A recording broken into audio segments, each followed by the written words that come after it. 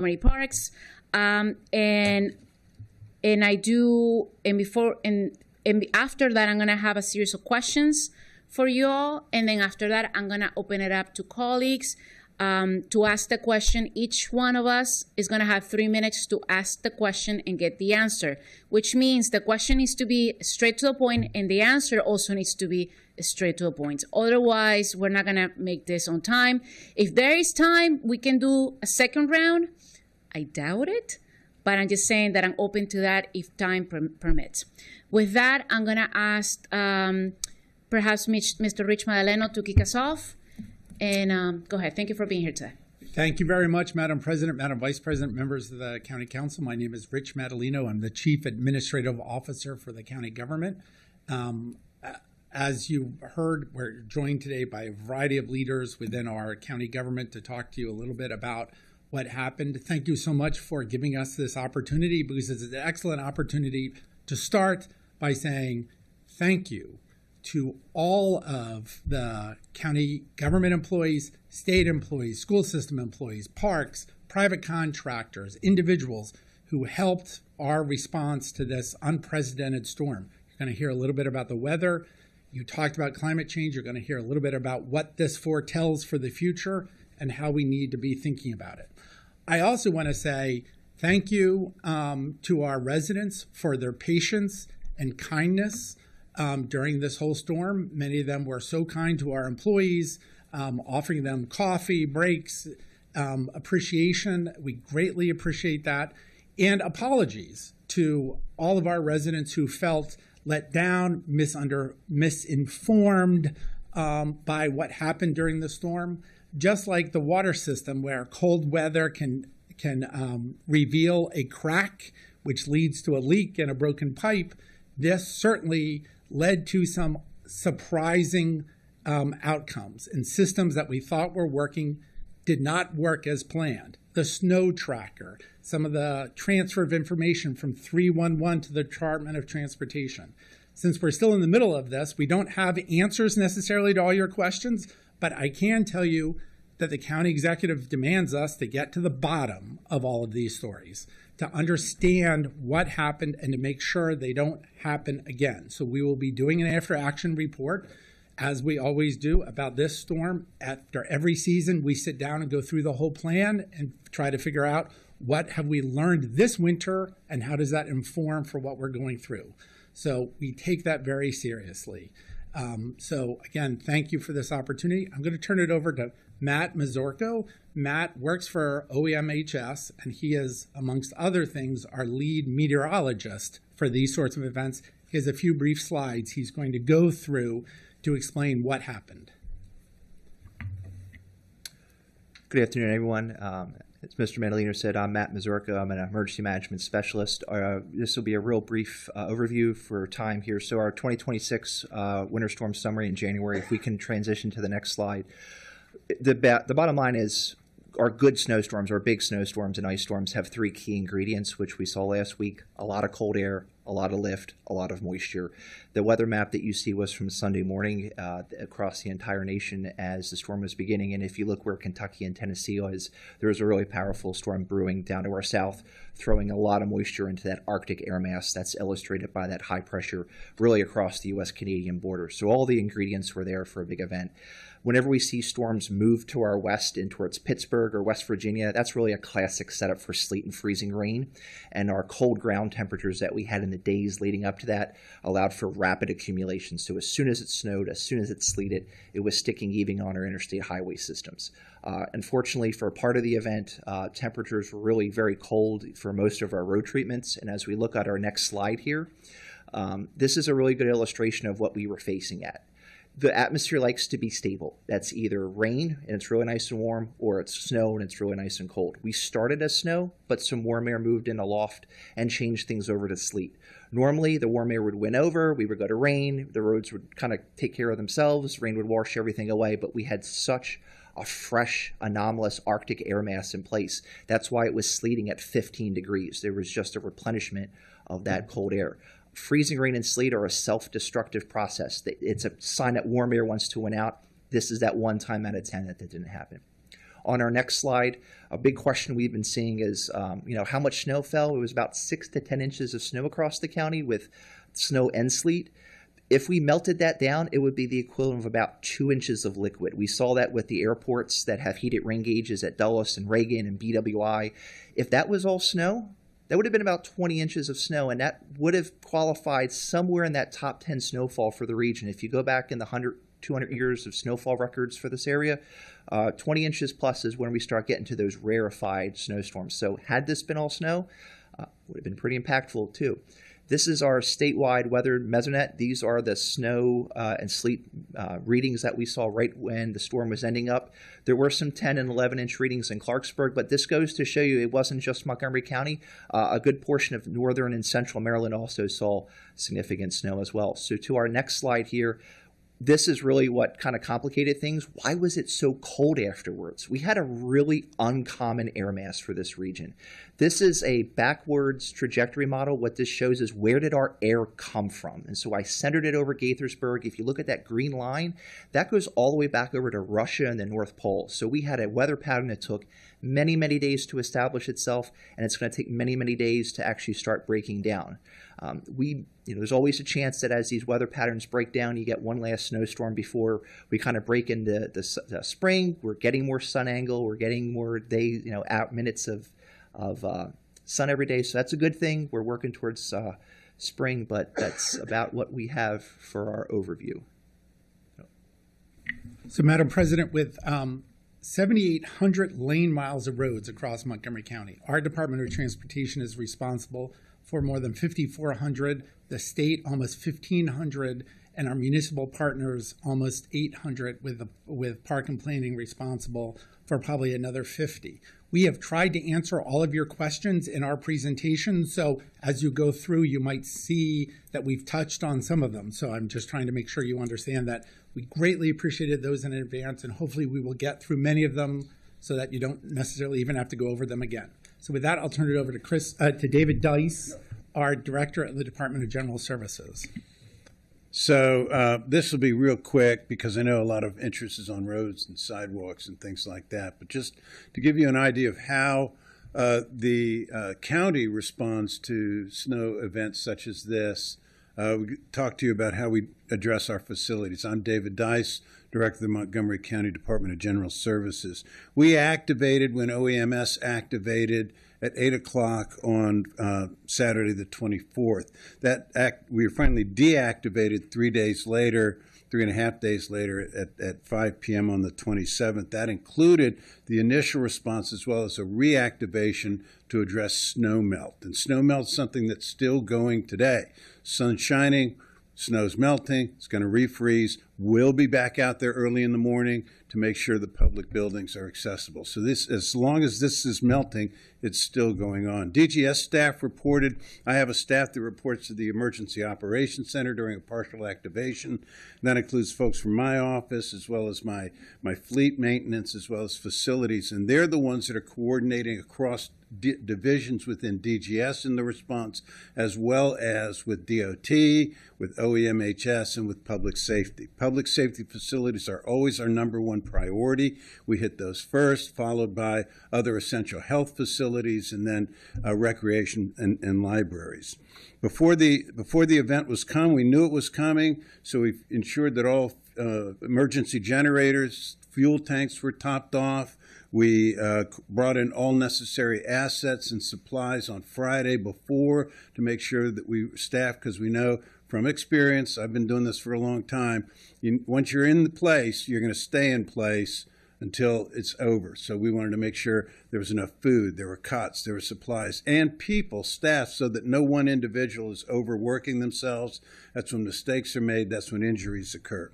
One of the things we did, knowing what was coming and knowing that we have these facilities, we coordinated with DOT, and now that we've got photovoltaic panels over a lot of parking lots, we encourage departments that have vehicles on surface lots to get them under cover. This improved our ability to clean public facility surface lots much more rapidly than we've been able to in the past, which is a real positive achievement this year. To get those vehicles out of the way instead of having them get stuck in the snow and the ice that occurred. I have 45 facility staff here in the Rockville Court all over the county. They worked for 52 hours straight with periodic breaks. These are the folks that are actually out with shovels clearing sidewalks, because we knew what was going to happen. If it was sleet, it would be even more difficult to remove. So we were working throughout the storm, clearing sidewalks, and have contractors clearing parking lots. This occurred at 231 county sites. We have them all prioritized and listed. We know which ones to hit.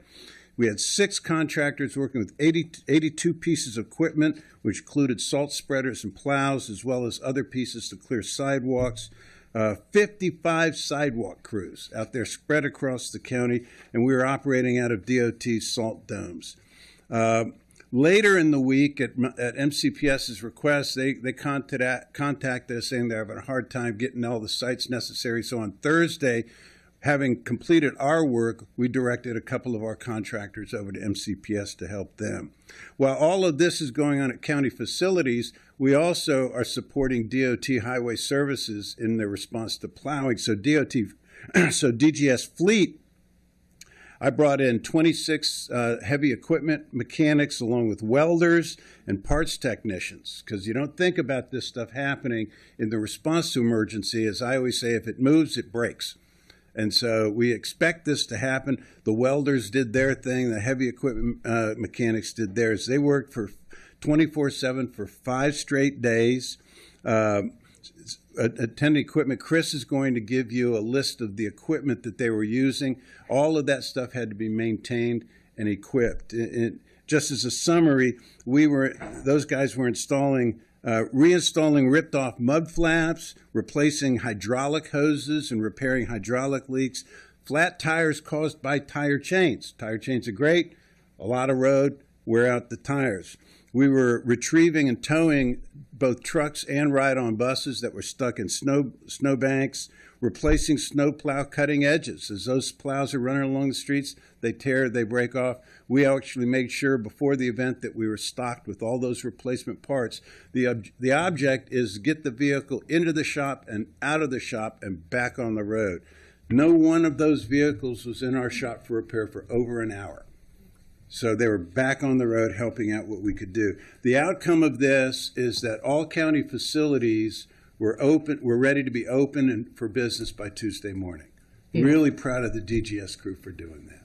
So with that, I will turn it over to my colleague. And now for the biggest component of the snow response, we're going to go through DOT's reaction to this and all the actions that have taken place. So go ahead and advance. Our preparation for this starts in the fall. Every year we have an annual exercise, training, a mock snow event where all the computer systems, response systems, personnel issues are all reviewed, and we get ready for the snow season. We invite regional partners to participate in that. So that's the beginning of the preparation for this. It's not just before the storm. During the week of the storm, we became aware of the impending storm on Monday. We began our internal preparations for crew assignments and equipment availability. On Thursday, we began operations. So we have been now operating for the storm for 13 straight days. We pre-treated all of the primary roads on Thursday. On Friday, we began the public information campaign, and many of you participated in that, to advise our residents that this was likely to be a long-term dig-out event. Saturday, we pre-treated all residential roads, which is not a normal component of our storm plan, but given the intensity of this storm, we did additional preparation work. You wish you could prepare so much as that it doesn't happen, but that's not possible. And the bulk of the work happens after the snow starts. So Saturday at 6 p.m., we declared a snow emergency, which has various provisions in it, which is moderately to maybe even unhelpful. We'll talk about that a little bit later. And then I activated our crews at 9 p.m. Sunday, about 5 hours before the weather actually started. During this, again, snow emergency, 21 free parking garages during the duration of the storm, on-street parking restrictions throughout residential neighborhoods and on snow emergency routes, and a taxi surcharge are in place. During the event, we're responsible for about 5,400 of those lane miles, about 2/3 of the road network in the county. We had 500 pieces of equipment on road duty. We had another 126 pieces of equipment on sidewalk duty. We were active, as I mentioned, for about 240 consecutive hours of snow operations here. around 600 people deployed on this. Roughly half of that is county staff and roughly half of that is contractors. During this event, we've cleared 100 miles of sidewalk, over 800 bus stops, and we're working towards 1,000. The 21 parking garages were kept operational, as those are places people's cars are that they aren't normally at home. And we've handled over 10,000 311 service requests. During the response phase for this storm, and we have two elements of our response phase. One is systematic, where we know exactly what we need to do, and that's what we focus on. During the event itself, we're focused on emergency response, working with David's crews to make sure fire stations and other police facilities and places where emergency responders are coming from are accessible. We have crews stationed at those facilities to help emergency responders get to locations. We're then focused on keeping access to within a quarter mile of all houses in the county and on our primary road network. When the snow stops, we then transition to the residential street network. And we have 220 plow routes that we serve in that residential area, and we work on clearing all those out. We begin snow hauling in the central business districts. We begin the sidewalk operations and other planned scheduled activities. When we get to a point of completion, and many of you noted this in your questions, we then open up for service requests for responding to areas that were missed or need additional attention. That happened too early in that event, and that was a major source of frustration for our community. Plowing, this happened throughout the county, started around 4 a.m. on Sunday, and it's not plowing now, it's hauling, but has continued through while we sit here today. So 13 straight days of this activity have been underway by the county. Snow hauling, in most events, this is only in our central business districts, so Bethesda, Wheaton, Silver Spring, Germantown, and Clarksburg. In this event, we are also hauling on all major county roads where we're doing sidewalk clearing and attempting not to, where we had done sidewalk clearing, and as we widen those roads out to their full width, we're attempting not to rebury sidewalks.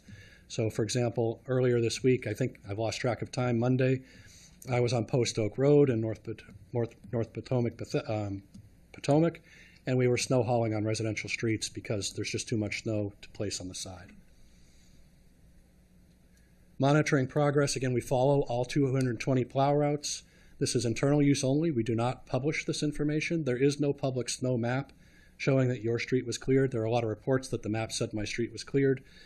It may have said the service district was cleared. That was not accurate, and I'll describe the source of that later.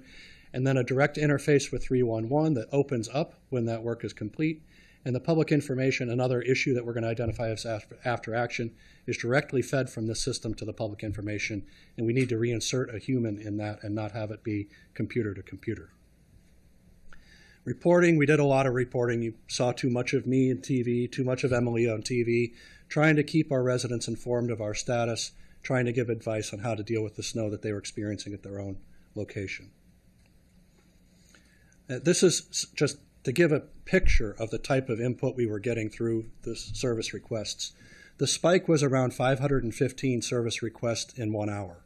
And obviously that was impossible for 311 to manage.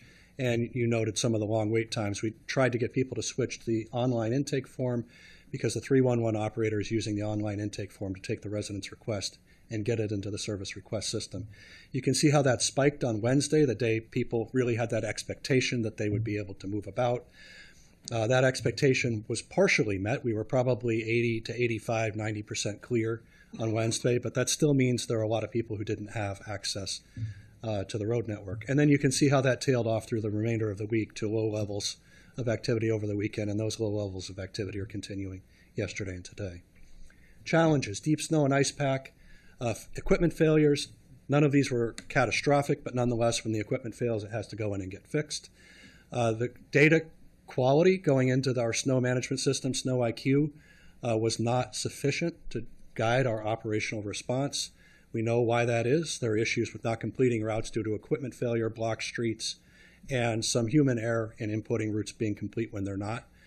That led to the premature transition from systemic to service request service and opened up 311 too early for our service requests.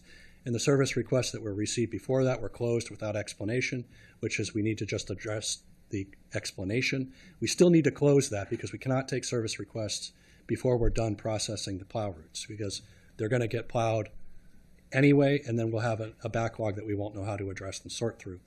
We have a lot of duplicative and distracting service requests, and we have about 15 streams of input for service requests, which make it hard to align all of those service requests and understand what's done and not done. And then challenges. It's unavoidable that we're going to replow snow across people's driveways, onto sidewalks, and against parked cars. It's just simply not possible. The snow has to go to the side of the road. There's nowhere else for it to go. We struggled. I think we tried, but the message may not have been understood. What passable means. It means like the picture on the right. It's snow covered, but you can drive on that road if you need to. It's not clear. It's not ideal. It doesn't meet a lot of needs, but it can allow you to travel out of your home. We do not get to pavement, and we have a lot of confusion in service requests about who's responsible for what. Council President, your point exactly. We understand that, but it's very difficult for the average member of the public to understand that. And I think I missed at the beginning of this. We'll go to the last slide. Some of the things that we're looking to do, there's more. No, we covered that. Adjustments, more person-to-person communication. In 2016, there were phone calls, and we were all used to phone calls, council staff, senior county management, and others, to understand status. We've gone to too much electronic versions of that, too much written, too much social media. We need to go back to having direct conversations about the snow status among elected officials and those responding. We need to clean up the data entry process for the residential street clearing and get rid of those false reports of completed routes. We need to have better integration between 311 and Snow IQ so that people understand why their service request was closed, and just not that it was closed without the issue they reported getting addressed right in front of them. We had a few issues with road inventory that they're our roads, but they weren't listed in the GIS inventory. We need to clean that up. There are a number of issues in the county code that are out of step with current life. Things like Sunday not being a snow emergency day in the county code. That doesn't help us when the snow occurs on Sunday.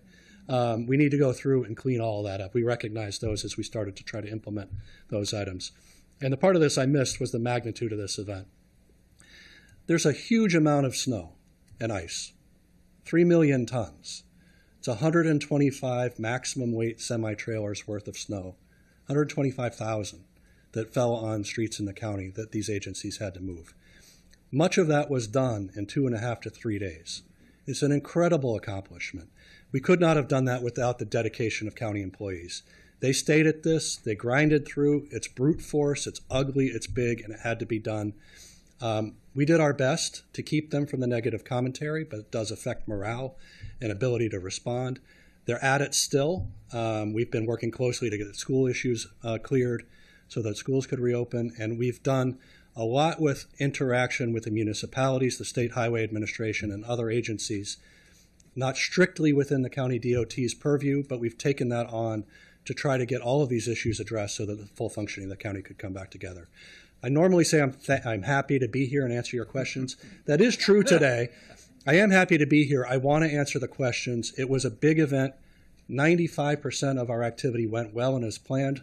The major issue we had was with electronic communications from system to system without human intervention before that got to the public, making them think something was done when it wasn't done. And we know what we need to do to fix that going forward. So thank you for the opportunity to answer your other questions today. Thank you. We're going to proceed with MCPS. I have comments and questions, but I'm going to hold them. MCPS, Mr. Adnan Mamoon. Yes. Can you please go ahead? Hi, good afternoon. Thank you. My name is Adnan Mamoon. I'm the Chief of Operations from Montgomery County Public Schools. I do want to begin by thanking the partners that we've had throughout this event with MCDOT and DGS.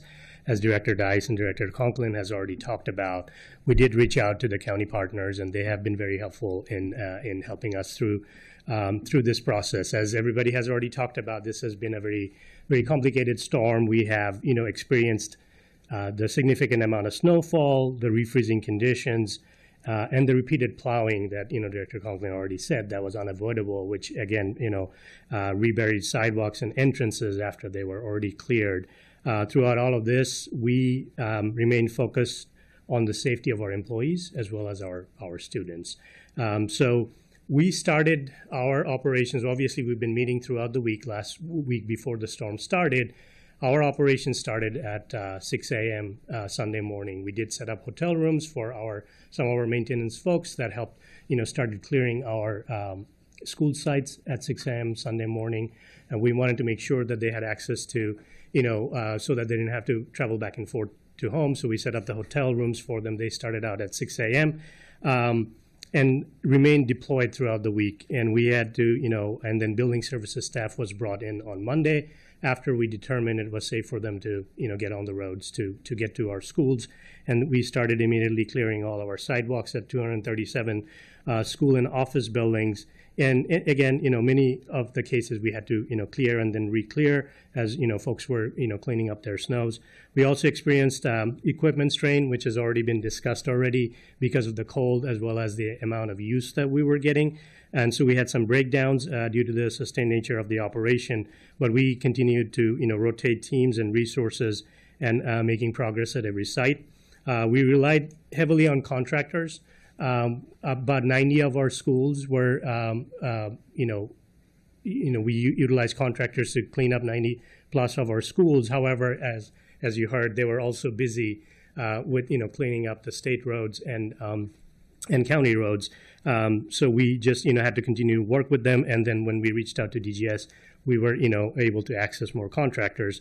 And then from our transportation department, we staffed all our 5 buses depots daily, cleared the lots and the buses, and conducted road checks, which allowed us to kind of create the list where we were seeing concerns. And we've been sharing that list with Director Conklin's team, and they've been helping us with that.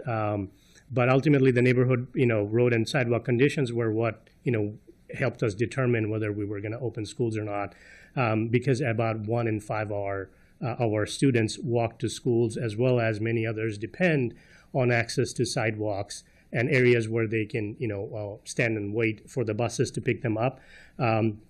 So because of, the sidewalks clearing, was not enforced, we had to, depend on that to make sure that we were making the calls on when we were able to open our schools. We were operating today. And as anticipated, we have encountered some challenges, both with walkers navigating icy or uncleared sidewalks and with buses maneuvering through neighborhoods.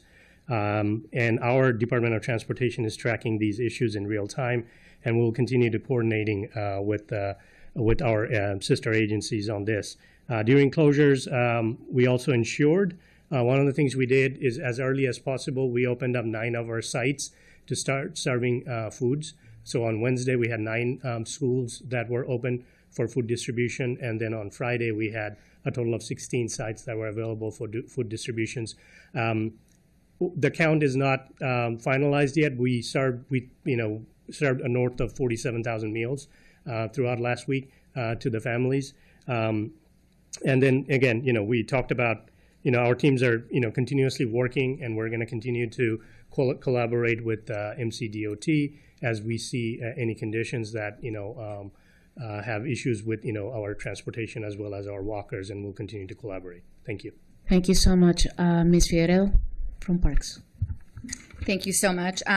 Mitty Figueredo, Montgomery Parks Director. Our role here is certainly a little bit more limited than Director Conklin's, but I'm happy to be here to talk to you about what we do during a storm like this one to keep our parks accessible and safe and our park roads and sidewalks. Each year before the season starts, we update our weather emergency guide and we assign a snow commander for that season. This year, our snow commander is Todd Holmes. He's right over here. He is our regional operations manager in the Southern Division. And from the moment the snow emergency is declared in the first place to when it closes out, he is in charge of making sure that all of our resources are being deployed effectively. And this is a multi-divisional effort. We have our northern region, our southern region. Our southern region has the biggest lift. It's the most urban region, and it's got all 3 of our parkways in it. But again, multiple divisions participate in this, and as one division or one management area wraps up their priority list, they're redeployed to work on others. We also have our facilities management, fleet management team is on call with mechanics during the entire stretch of the emergency. Again, as these folks were saying, making sure that our equipment is in a state of good repair and is fixed as things break. Inevitably, it happens. They also, in advance of the storm, are checking the equipment and checking also, importantly, and calibrating our equipment for salt spreading and spreading the de-icing liquid. And of course, our public information team is updating the public on park closures, facility closures, delays, etc. And finally, of course, our park police are out there during the storm, making sure that everyone is safe and handling any emergencies as they come up. During the snow emergencies, we are staffed by park staff. We have about 130 staff who are on call during the snow emergency, divided into a couple of shifts. Each management area, and we have like 20 management areas that are participating in this, regularly report back up to the snow commander their progress on their priority list. And then once their areas have been completed, they're redeployed. We do prioritize our snow removal. We start out, of course, with clearing our parkways and our heavily traveled regional park roads. Also, our parking lots that serve key facilities and sidewalks that connect to schools or are also heavily trafficked in urban areas. That's our priority one. And then our second priority is making sure that our maintenance yards, any place where our staff muster, our facility entrances, internal service routes, all of those have to be cleared as well so that we can maintain operations during the storm. And we also, I should say, coordinate with other departments. We have a fleet of about a dozen trucks, and we deploy 3 of them along with drivers and staff to DOT to use during the snow emergency. And in return, we are able to load up on salt and de-icer at their depots. And then once the storm, we initiated our storm response on Saturday. We called in all of our staff who are going to be working during the storm. They showed up at 6. The concern is that if we wait too long, then we can't get them out there because they're snowed in. And then I think we started shoveling. We started the actual removal around 1 or 2 in the morning, and we kept that up until we ended the snow emergency on Wednesday. Everyone reported back to work just as usual, but the work doesn't end there. You know, we go back even after we've hit everything the first time, widening paths, treating ice that may have appeared. It is, as Director Conklin said, inevitable that sometimes, particularly in urban areas where the space is tight and there's not any place for snow to go, that we will clear a sidewalk and it will have snow on it again, and we will get a call, and sometimes it's 2-3 times. That is just, you know, in the course of business, but that's what we do once the snow event is over. We're still out there working and clearing things up as well. So that's a run through of the Parks Department's snow management. Happy to take any questions as well. We have lots of questions. Thank you so much, Director Figueroa. Before I open it up to colleagues, I would like to recognize members of the school board who are here. I see Ms. Rita Montoya and Laura Stewart. Thank you so much for joining us today. And I see our friends from WSSC who are also here, and I'm sure available in case anybody here has any questions. For colleagues, if you're going to speak, please indicate by pushing the little button that you have. And 2 very quick things that I don't expect you to answer this today, but as you analyze, as you have mentioned before, your snow operations into the future, and we get the report back, I want to highlight 3 things for you to study. 1, I do think we need to think about how we can improve cooperation among agencies, parks, the schools, SHA, the county government, especially understanding that it feels like we're competing against for the same contractors too. So there has to be better coordination there in that aspect. So that's one thing that I expect in your report. The second thing is that it's not just about clearing the roads, it's making sure that the sidewalks are also clear. And many times, as you already know, you have the big trucks clearing the roads, and then all the snow will end up in the sidewalks that have been already cleared. And it's a problem, especially if you want to open up schools. Many of these kids, they're walking to the bus stops. They need those sidewalks. So I think we do need to do a better job prioritizing sidewalks and bus stops, including school bus stops that we tend to forget. They're not the same as the general shelters. So that's two. And then the third thing, when it comes to communications, I think as a county, we need to do better reminding community members that, number one, we do have free garages, right? People can leave their cars in garages free of charge. And we must push them to do so, because otherwise, if they leave their cars on the street, we can't clean the streets with cars there. So I think there has to be a better way to push that that effort, and maybe look into what other places across the nation have done to motivate people to leave their cars in garages so that the streets can be clear. And then at the same time, yeah, I'm just going to end it there because I know my colleagues want to. Oh, yeah, I see that. I'm going to start with Council Vice President Marilyn Balcom. And as a reminder, each one of them has 3 minutes, and that includes the question and the answer. So please be straight to the point. The clock is right there. Thank you. Go ahead. I'm surprised I hit the button quick. So we've all received lots of feedback, just like you have all received lots of feedback. And it kind of is in several buckets. One is just plow my road. Why haven't you plowed my road? And we know that you're getting to it. We know that you're getting around to it. But then the other two are, the miscommunication, the street tracker, that was just a source, and 311, that was a source of a lot of frustration. And I think that communicating that the systems had issues could have been better, right? So because we were putting out, go to the tracker, put your road in, and we were setting up expectations that was going to get correct information. So I think that is certainly something that, if there's a problem with the communication system, then we need to push that message out, that there's a problem with that.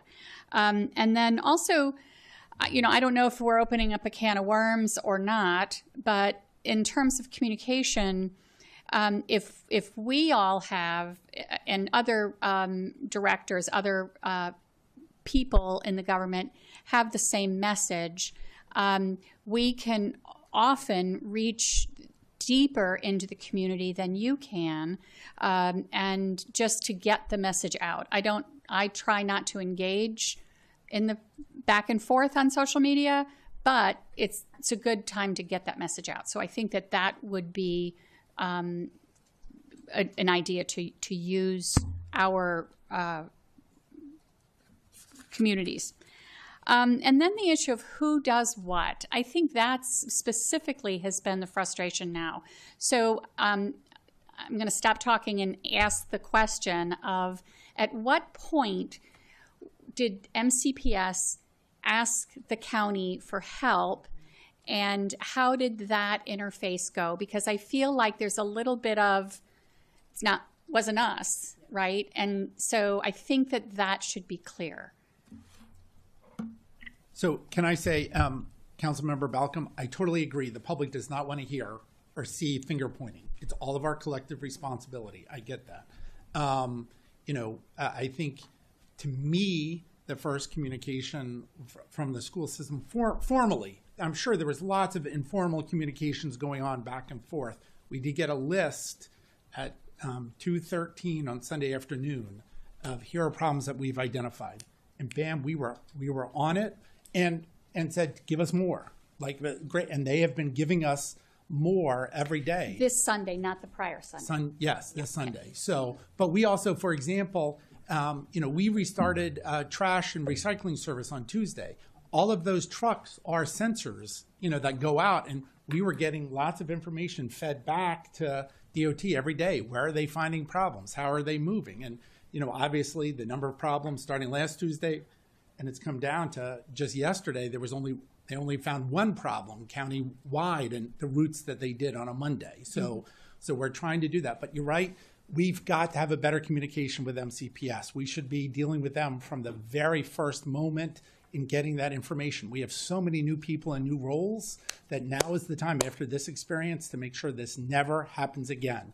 Let's make those relationships so that it's seamless. Thank you.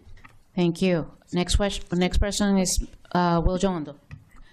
Yeah, I'm just going to say we've never done 3 minutes. I think it's too quick. We should do a minimum of 5. That's fine. I'm using my 3 minutes. Don't take it from that. So it's just a bad practice for something this serious. First, I want to thank all the county employees for what they've done. It's super freezing. I've spoken with many, extremely long shifts.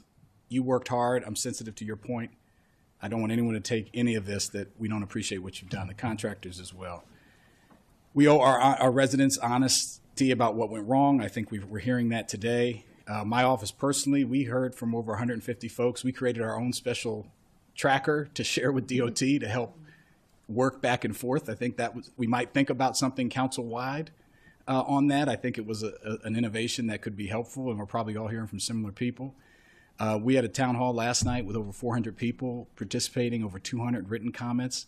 People are frustrated, they're upset, but they're forgiving if they know that there's a plan and a commitment to do better.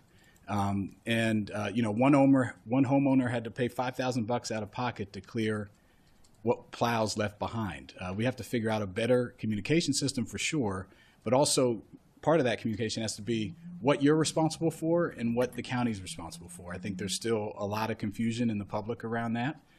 And we, most importantly, need a plan for vulnerable residents during these emergencies. For seniors, for people with disabilities. Of the 150 people we talked to, probably 100 of them were in the senior disability community. There's programs in Prince George's County, other parts of the country that got oversubscribed, but we have to have a formal role in that. There's just too many people, especially as we age.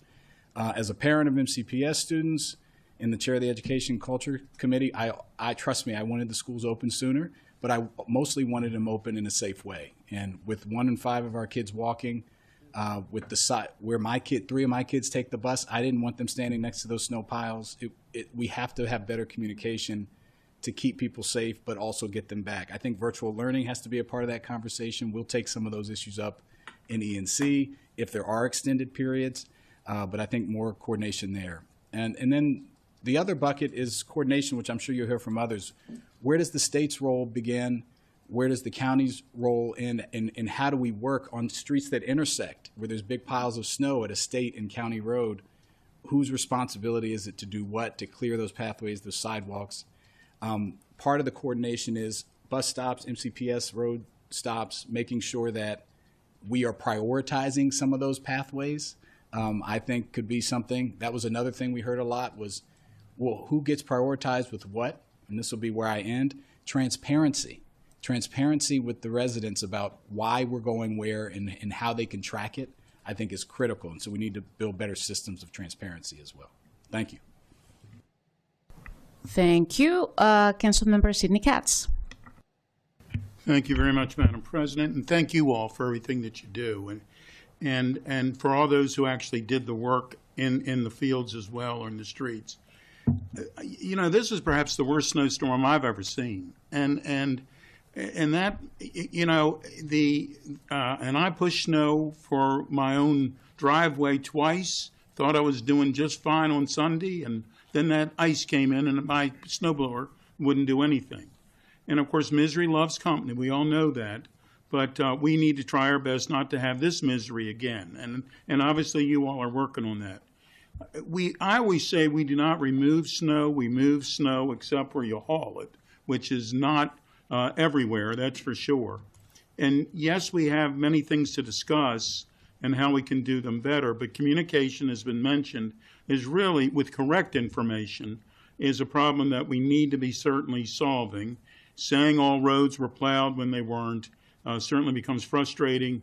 We did hear that some who called 311, and they did a pretty good job in general, but some who called 311 were told that that they didn't handle this complaint. If you had an emergency, call 911. That's not the answer. The answer is yes, you need to be handling complaints. years ago, I was on went to a snow rodeo, and the city manager drove the plow, and I drove the little plow itself, the blades themselves. It was a sunny day where they had little cones out. I had every cone, every ball, and it was a sunny day. I mean, how these people can do this kind of work when it's not a sunny day is just amazing, and at night, and ice and others. The problem with the sidewalks, and the Vice President talked on this, but here someone clears a sidewalk. It was not easy. Clear their sidewalk. There's no grass strip in some cases. And the snowplow comes and puts the snow back on, and then somebody says, you didn't clear your sidewalk. Well, you cleared the one from the heavens, and so we need to have a better system on that as well. For the resources, everybody needs the same equipment at the same time during the same emergency. But we need to discuss with the states, the municipalities, the MCPS, private contractors who do HOA streets. We need to coordinate with them if there's extra equipment that we could be using during that time. And we need to, once again, do a better job. But we certainly do not want it to be lost that we sincerely appreciate all the work that all of our people did in to make their jobs, and if we need to be investing in something to make their jobs more efficient, easier, and quicker, and I finished up on time. Thank you very much. Thank you so much, Mr. Katz. Councilmember Evan Glass.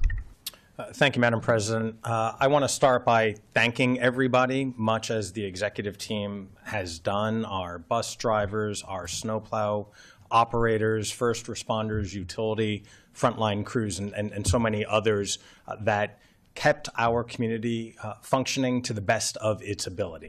That was the reality. But at the same time, it is incredibly important that we recognize the deep frustration that our residents faced. We were all frustrated, and I was frustrated, and we handle a lot of issues here in Rockville. A plethora of things that we tackle every single day, but snow removal is a core function of local government, full stop. That's why we're having this discussion. And over the last week, I've received hundreds of emails, and I do want to use a second to give a shout out to Chris House-Smith on my team for fielding all of that, making sure that people knew that we were still operating and put people in touch with the Department of Transportation, with the Parks Department, recognizing that we were still working for them. And what added to everyone's frustration was the online system showing 100% snow plowed that wasn't operating properly. That has been noticed. But I want to fast forward to this morning. School returned, and neighbors of mine shared with me a video from the Flower Avenue apartment where 50 school children were hoisted by neighbors over an ice barricade so that they could get on the school bus. And that happened this morning. And so I want to thank the neighbors who stepped up to help the kids. That's the kind of coordination that has been resulting, and we do need better coordination between MCPS and DOT and all of our partners.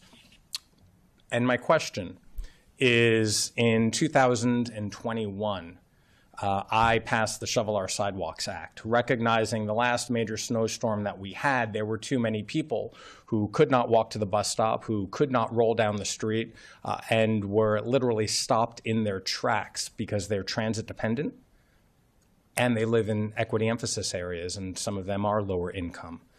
And a constant theme that we've been hearing is there are still people who had to get to work, who had no other options, and we want to ensure their safety first and foremost. And so my question is, how was this law enacted, or how was it implemented, given all of the challenges that are existing, but given the time constraints, the resource constraints, recognizing not everybody was able to stay safely in their home. Some still had to go out and venture the streets. How did we help them? Yep. Thank you for the question. So the sidewalk snow clearing is an integral part of the DOT operation. So when we move off that emergency response and primary function, The sidewalk snow clearing comes next because those are generally on the arterial streets that are part of that first phase. We did dutifully go out and shovel those sidewalks, the ones that are required in the law, and the ones that don't have clear ownership that were sort of in place before the additional state highway, mostly ones, were put in place. There are some locations that we held off on shoveling that because the State Highway Administration had not yet cleared the road, and the same frustration all of our residents face, right? We moved to clear those when it became evident that that time sequence just wasn't going to work out. We couldn't wait for them to clear that lane, so we went and cleared those sidewalks earlier this week. In terms of bus stops, we had a much bigger emphasis on bus stop clearing in this storm than we had in 2016, the last major storm. We cleared bus stops as part of our sidewalk clearing effort to the maximum extent we can. Our transit division has inches of accumulation-based thresholds on which they increase the number of bus stops that they clear. They did the maximum number, which I believe was over 1,000 in this storm. They haven't quite got all 1,000 done, but they've got most of them done. And I really want to thank our colleagues at Wilmata. They were generous enough over the weekend to offer to come to Montgomery County and help us clear some bus stops in the county, and we took advantage of that, and they cleared about 100 bus stops with our crews yesterday. So that has become an embedded and important part of the overall snow removal operation, not just the street clearing itself. Thank you, Director. Thank you. Councilmember Andrew Fritzen. Thank you. First of all, I share in the appreciation that was expressed here, and thanks to all of our hardworking county employees who worked around the clock in extremely difficult conditions during and after the storm. Thank you. The failure of the county's response is overwhelmingly not on our public servants who were doing their job. It was a challenging storm, significant one, but the forecasts were pretty much spot on. We knew this was coming. And the coordination within county government and with outside agencies, communication systems failures, and a lack of adequate preparations fell short of resident expectations. I appreciate everybody being here to talk about that because I think we all know that our residents deserve better. I just want to provide a quote of a reaction. I'll quote, both 311 and the snow map were an issue in the last big storm. And I thought we were going to fix particularly the snow map after the last big storm. So I was disturbed to get phone calls from the very same people who said we had problems, end quote. And then I'll quote again. And on the 311 issue, I'll say this to you, this is an epic fail in some ways, end quote. This wasn't from the past week. That was Mark Elrich in 2016, nearly a decade ago. So these challenges are not new, and they weren't resolved in over a decade. This storm exposed them, and our families, students, and most vulnerable residents face the consequences. So in light of their understandable frustration, we aggregated questions and concerns from residents, and given the time constraints today, I sent a very detailed and comprehensive letter of those questions to the county executive earlier and hope that each will receive a detailed and comprehensive response, understanding that it is a long list of very substantive questions. So I'll just ask a couple questions here while I have time remaining. Once it became clear that storm response efforts were failing and public confusion was widespread, what corrective actions were taken by the county executive and executive branch leadership to adapt? That's question one. And then question two is, what coordination occurred with MCPS, state, municipal, and parks department leadership before, after, and during the storm, specifically, including anything that happened formally before that late 2/13 Sunday afternoon request from MCPS that you noted? So as soon as we learned that the snow tracker was not working, Chris and I were in regular consultation. I mean, you should see the updates that come out through OMHS, through DOT, the reports that are coming to all of us on a regular basis, providing updates on a consistent, like every 3 hours, we were getting an update about what was happening around the county. As soon as the tracker identified problems, they took action to take it down. They thought they fixed it.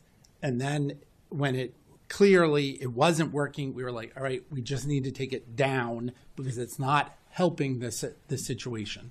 But by that time, we had been through the first pass and decided to move to than the response, the 311 response system, if you want to talk about the communication part. Exactly. And coordination part. in terms of communication with other agencies, we met in the fall with Adnan and his team, set up communication protocols between our Highway Services Division and MCPS. We were in contact with Adnan and his team 7 or 8 times over the course of the cleanup between the stop of snow and today. Around Thursday, as Director Dyes mentioned, we also released resources that we were no longer, we could still be using, but we knew that school actions were a higher priority at that point. We released resources for MCPS, and we coordinated over the weekend to understand what those critical issues that might affect school opening were. School opening conditions at MCPS's judgment weren't where they needed to be for Monday. We got an additional set of issues to address. I personally took the opportunity both Sunday and Monday to reach out to my colleagues at the State Highway Administration, who deployed additional resources from other districts to District 3 to work on those priority areas.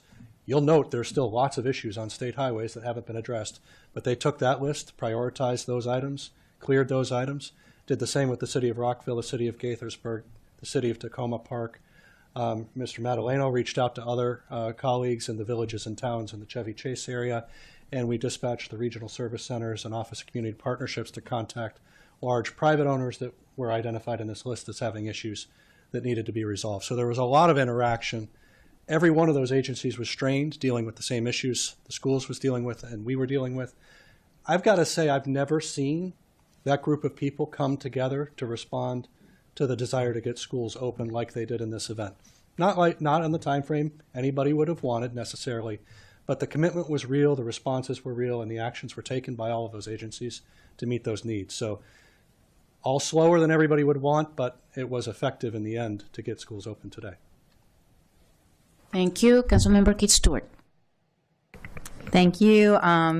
As my colleagues, I don't want to repeat what was said already, but I do want to say thank you to the staff, everybody who was out there and worked really, really hard during the storm. One request, I did see all the questions that Councilmember Friedson forwarded, and I would say I think we all agree there's a lot of overlap from what we're having, what we're hearing. So I'd ask that those questions not only be shared with all of us, but shared with the public, because I think it'll go a long way through transparency and understanding why we got here today. So the big buckets for me, as we've all said here, is communication and sharing that communication with the entire council. As Council Vice President Balcom said, we can get to our residents. Many of us translate our newsletters and other things into multiple languages. We can repeat is the 101 in communications. And so please help us with those tools to do that. Wednesday, as Director Conklin said, was a really, really tough day for a lot of people. Councilmember Jawando specifically talked about those of our residents who are in vulnerable positions. I do want to say thank you to Director Conklin. While I was on the phone with a woman who was undergoing cancer treatment, I know you were on the phone with her husband, trying to get her out because she had already canceled one treatment. And so I just want to say thank you for that. My questions are about prioritization and equity. Pretty much everyone here has talked about prioritization, and maybe today we don't have the time to get into it, but I'd really like to know how we're doing that prioritization.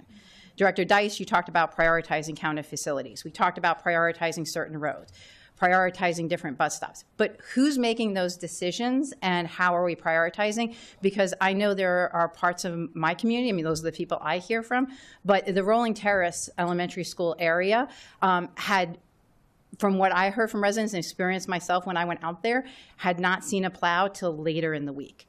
And I know there may be other areas too, but I think we need to really look at how we're prioritizing, and we probably don't have time in my 54 seconds to do that. School bus stops, thank you for the question on coordination. One question I have is whether or not our county actually knows where all the school bus stops are while you're doing the plowing. Is that something that's overlaid?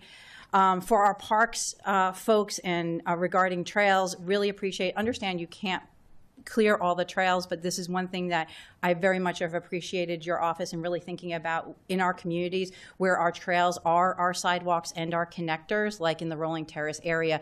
If we can think about for future events, are there areas that we do need to be clearing because they do act like sidewalks? They are connectors. And so I think my time is up. Thank you.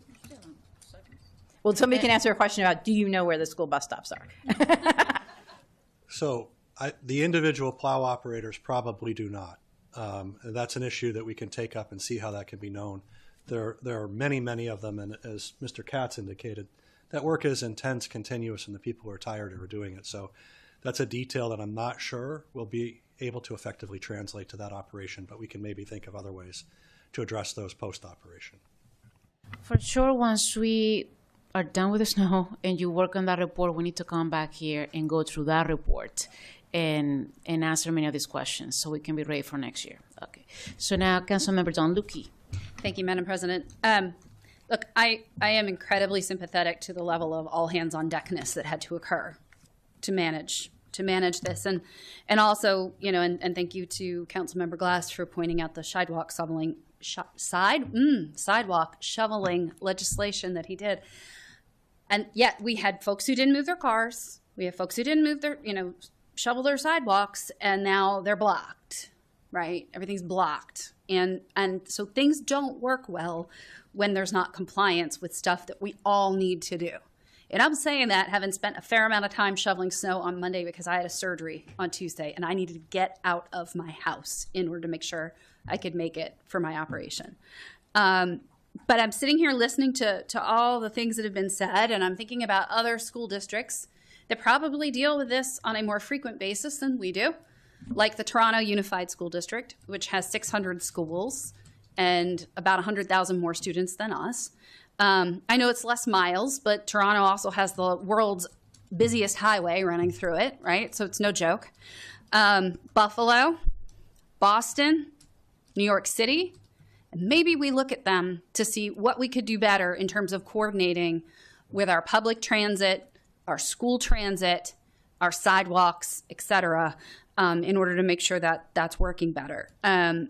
I wanted to note and ask, I guess, there was commentary that led me to go, hey, red flag. One of the things you all need to audit is if the contractors were being shared by State Highway, Department of General Services, and MCPS, were they billing each entity at the same time for the same work? Because I'd want to know that. Then, look through it and tell me no for certain after you've looked at all the bills, right? People want to know. And also, to Councilmember Friedson's point about the comments that were made by the county executive in 2016, was an after-action report done then? If so, could you all resurface it and send it to us? I'd love to read it and see what was supposed to have been addressed based on what came out of that after-action exercise, and then what we're still not having had addressed successfully 10 years later. My final question is, who had charge of incident command for this storm within county government? Can somebody answer that, please? Okay. Luke Hodgson, as our emergency manager, has that overall coordination. Right. So, and I appreciate Director Hodgson and all that he does. I also know he didn't get to come up here and talk to everybody. We were trying to be respectful of your time. Understood, but I would love to, I'm assuming because Director Hodgson had control of this as incident commander, then he would be directing the after action on this. And my one question is, Director Hodgson, do you believe this was a success, or do you believe we have things that need to be improved upon based on this incident as it stands now? Oh, I guess he's going over there. Oh, he's got a chair. Hey, David. Good afternoon. I think this was a particularly challenging situation. I think there was a mismatch in the expectations amongst the public and what can realistically be done. That said, I think we've all acknowledged that there are things we could have absolutely done better. We have a list of those already. You all have further contributed to those. The public continues to contribute to those. So the short answer to your question is absolutely we can do better. Every one of these events we can do better. Thank you. I appreciate you. Thank you. Councilmember Lorian Sells. Thank you. Yeah, I remember looking at the news and speaking with Dr. Bridgers about what notices were going to be shared in advance of the snowstorm, because I was traveling.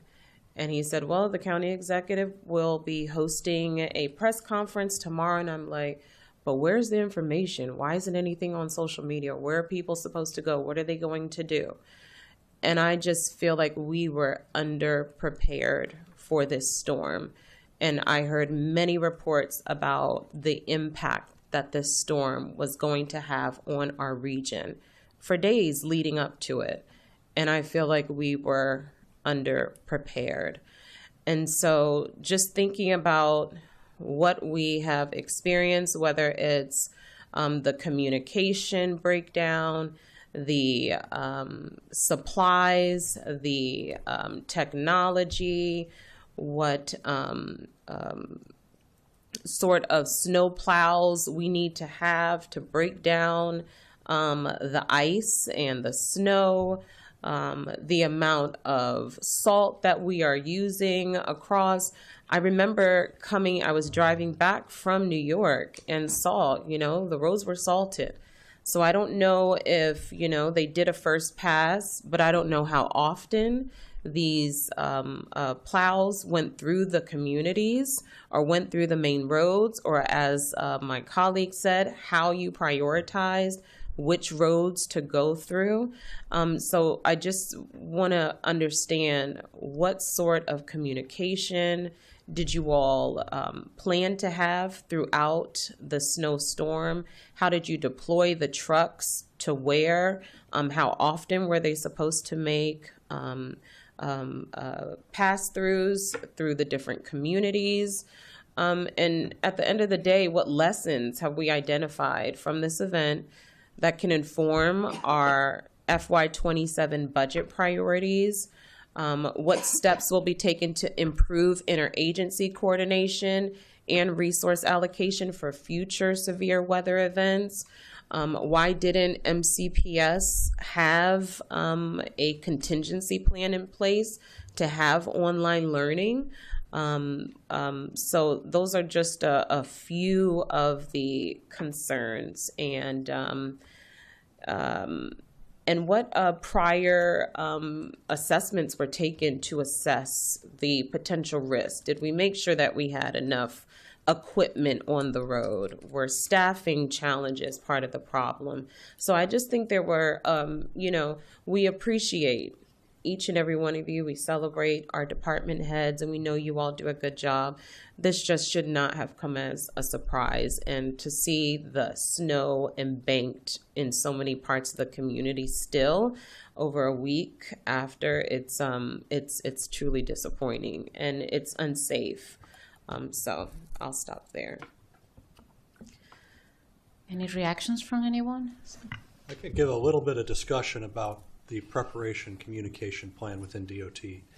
This storm followed the pattern that most storms that strike our area follow. It was, as you heard at the beginning of this, much more severe. Our communication plan is consistent across those storms. In this case, we had snow emergency briefings twice before the storm with the county executive.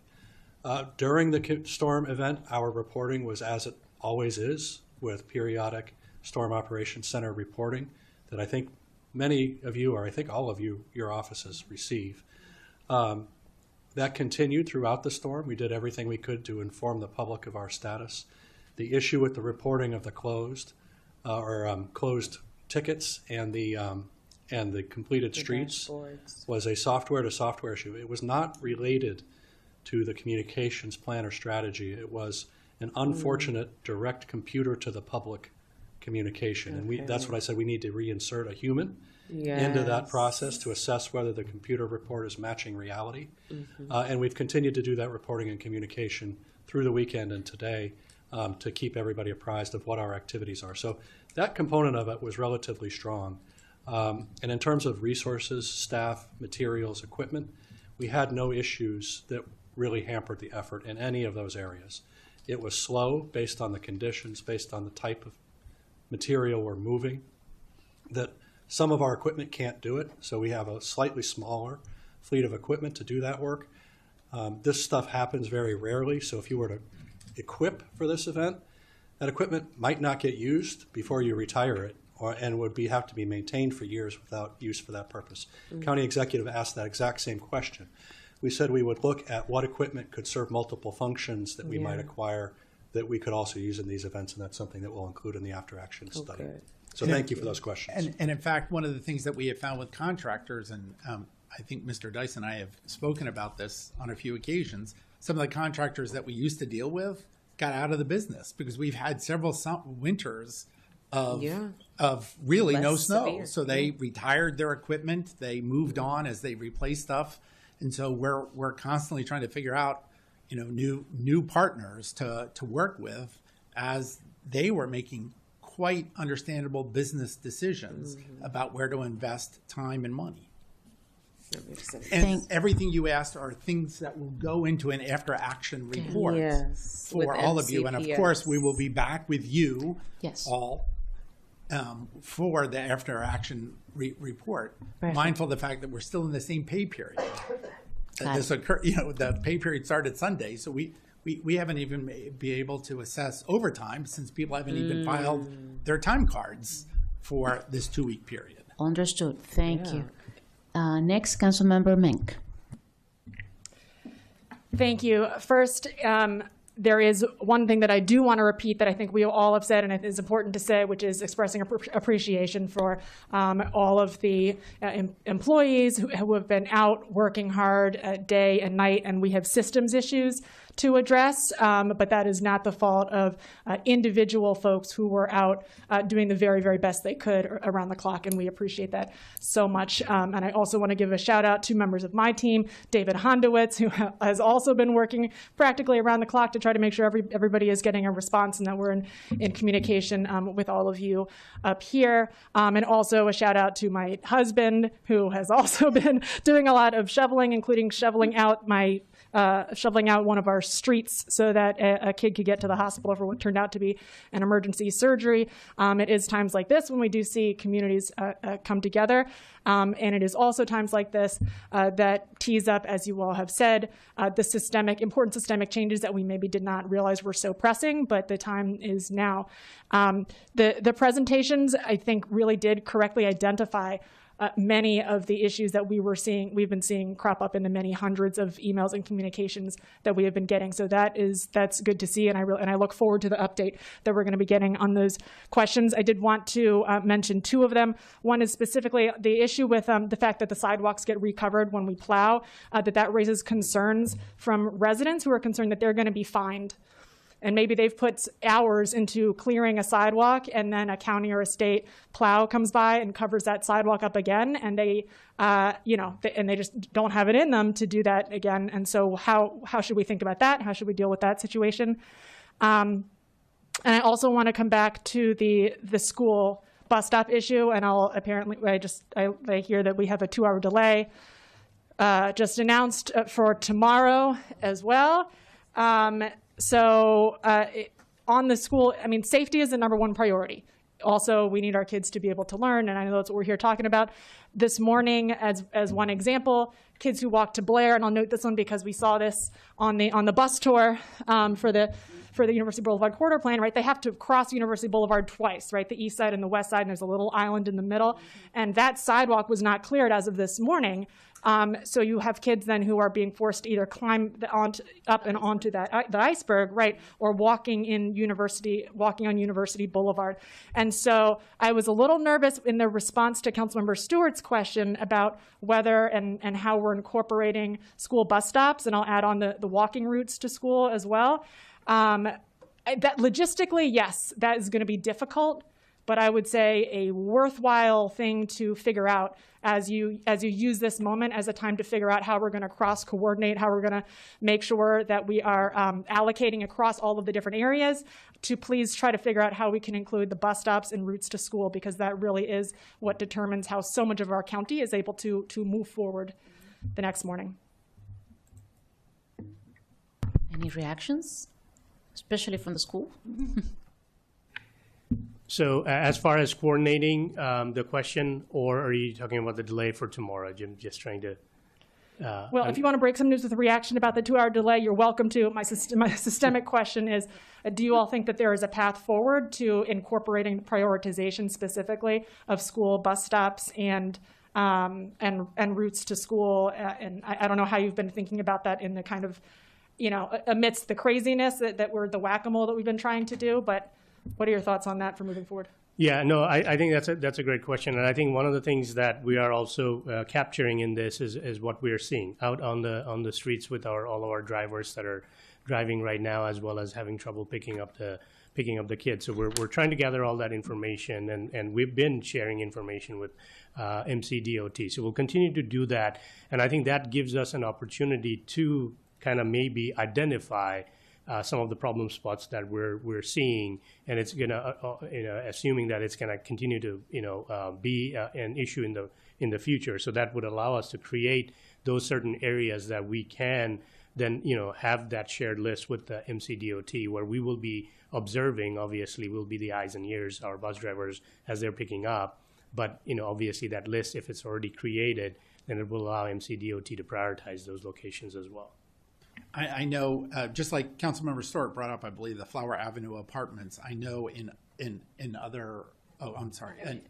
But in other, yeah, okay. But in other contexts, some of the information that we've gotten from the school system are things like this apartment complex, getting the bus through the apartment complex. Again, not our road, but of course we have people, whether it's the regional directors, DHCA, where we can get people to contact that property owner or that manager and say, hey, do you realize here's the problem? The bus can't get through. What can we do to clear it? And so we are putting out people and trying to use all of our connections to address those issues as they come to our attention.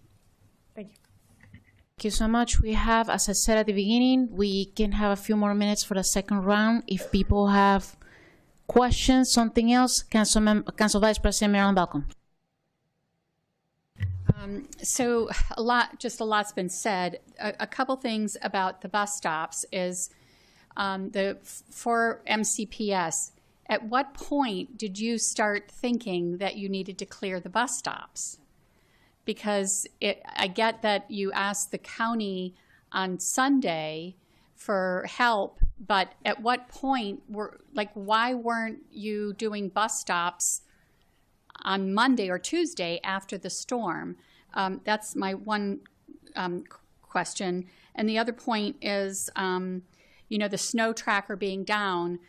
Again, I just want to reiterate, communicating to us. We have a great relationship with fire and police. Anytime anything happens in our district, we get communication right away. Our comms team you wouldn't be responsible for reaching all of us. Our comms team can do that. But we just need that information because we're still putting out the message to go on the tracker. So I think those are the two things that I wanted to bring up. But the MCPS, at what point did you prioritize the clearing the bus stops and the safe routes to schools, the walk shed for the schools? Yeah, and thanks for the question. So basically, we had our drivers, trying to go out for transportation as it was safely, they were able to do, and we were kind of focusing on making sure our buses could go through, and those are the lists we started gathering and sharing. And obviously, we were, because of the massive number of bus stops, we were not able to basically identify individual stops with their issues till